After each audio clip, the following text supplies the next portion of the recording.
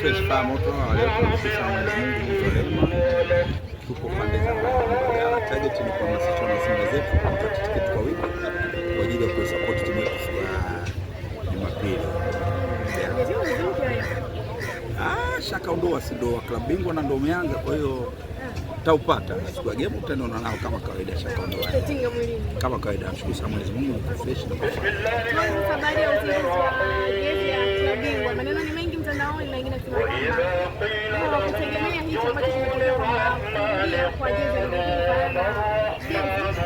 taifa na sport kwa mdhamini ambaye alikuwa amekupanga kwa upande wako leo tunamshukuru sana Mwenyezi Mungu.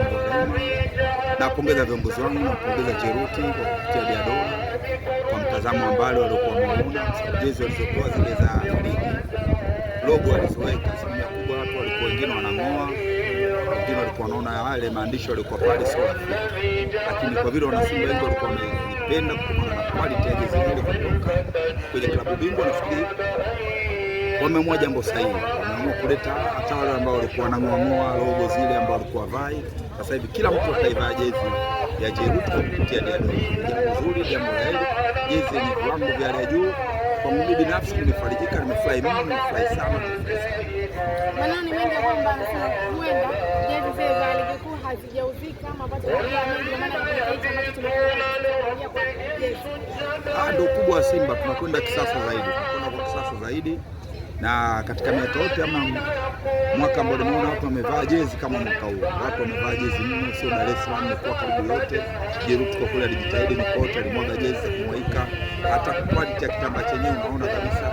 Mimi yangu moja binafsi nyeupe, lakini mpaka sasa hivi tangu ametoa Jeruti ishakuwa zaidi ya mara 30, lakini jezi bado unaiona bado iko kwenye quality, yani unaona iko vile vile.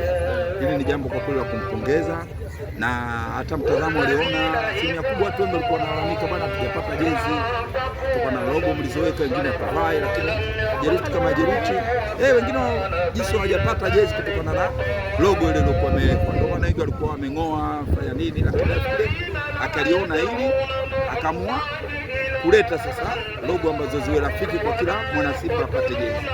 Nampongeza na washukuru sana Jeruti kwa hiyo walichofanyia. Mimi nimeridhika. Wafanya biashara ambao waliweka pre-order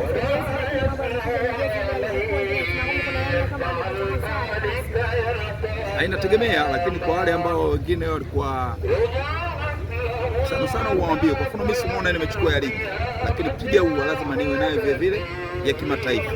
Ni kuambia tu bwana, hii imekuwa hivi, logo hii ya kimataifa, basi watu watakuwa wanachukua tu. Mimi mwenyewe binafsi vile nahitaji nipate zote tatu za kimataifa. Lazima niwe nazo zote tatu za kimataifa. Tunacheza kimataifa. Kwa kimataifa siwezi kuvaa jezi ya ligi. Yaani nikienda kwenye mechi ya kimataifa lazima navaa jezi ya kimataifa. Nikienda kwenye ligi navaa jezi ya ligi. Hiyo ndio itakavyokuwa. Hata na washauri vile vile hizi za kimataifa, na tunacheza mechi karibu 6. 6-8 kama za kimataifa, nje ndani nje ndani. Kwa hiyo nachowashauri mimi binafsi wangepata nao jezi ya kimataifa. Unaponunua jezi hii hapa ya Simba Sports unaichangia timu yetu. Kwa hiyo kama mimi washauri wanunue tu, basi na shaka ina wanunue. Ndio ya Simba hiyo.